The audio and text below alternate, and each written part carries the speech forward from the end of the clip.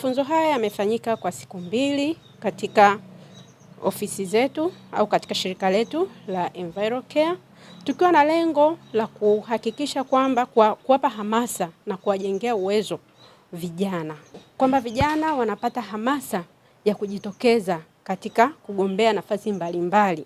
Lakini sio tu ile kupata hamasa, wakiwa pia na uelewa, wakijua kwamba wanaenda kufanya nini.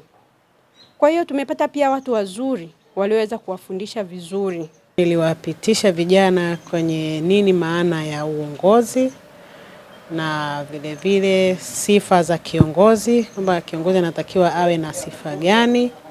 Lakini pia niliwapitisha kwenye aina za uongozi, na mwisho niliwapitisha kwenye kipengele cha majukumu au wajibu wa kiongozi. Wito wangu kwa vijana wengine ni na wahamasisha kwamba waweze kushiriki kwenye mafunzo mbalimbali ambayo yanatolewa na taasisi zetu pale wanapopata nafasi.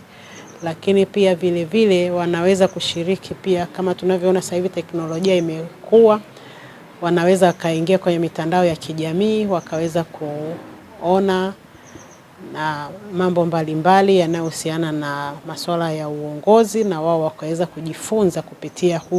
Semina hii iliyoandaliwa imenisaidia mimi sana, hasa kutokea jana na leo. Leo tumejifunza kuhusu mambo ya uongozi. Uongozi ni nini? Uwajibikaji wa kiongozi. Kiongozi anatakiwa kuwaje? Kwa mimi itanisaidia sana, kama kwa jinsi ambavyo tumeelezewa kwa siku hizi 2 nilizojifunza. Kwa mimi kujiandaa kama kijana kwenda kwenye uongozi, kwa semina ambayo nimeipata hapa, kwa kweli imenipa motisha sana, kwa sababu nikiangalia kwanza kujiamini mimi kama kijana na kujiandaa mimi kama kiongozi, hata kuandaa watoto wangu au kuandaa kizazi changu cha baadaye kuwa kiongozi. Kwa nitaanza najua mimi kwamba nimeshajengewa misingi mizuri, na itanisaidia hata kwenye wilaya nilioko au kwenye mtaa niliopo, kwa watakao kuwa wanahitaji kuwa kiongozi au kwa mimi ambaye nitakuwa nahitaji kuwa kiongozi. Kwanza uwajibikaji wangu mimi kama kiongozi niweje?